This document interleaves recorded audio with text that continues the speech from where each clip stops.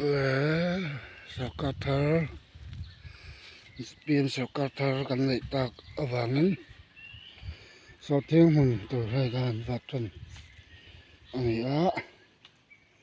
ven hi kan ni vana ani va ha kop ma vathen mun kan man vathen kan vat nia tatang angma hi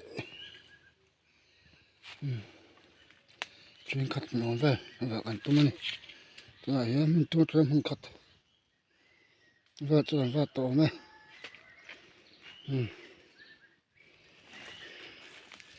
mình cho nó bằng cô cần nó cắt vào này có ai thành tiếng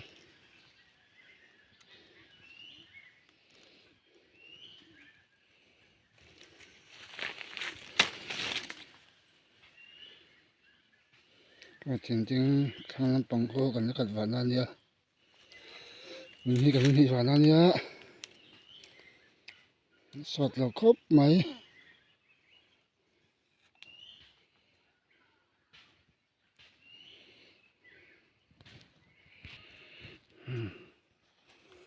ý là bằng chuyện cắt nó về này các bạn nó trong hiên thì kan phải bạc trong thiên cái tiếng á cái lọ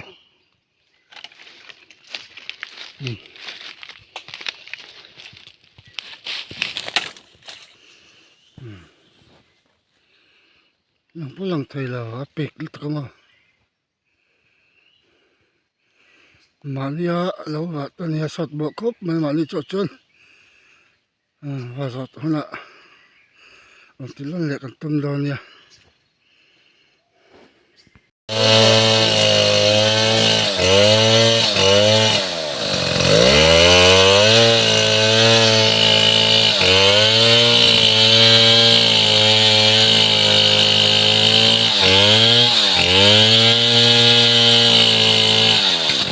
Yeah.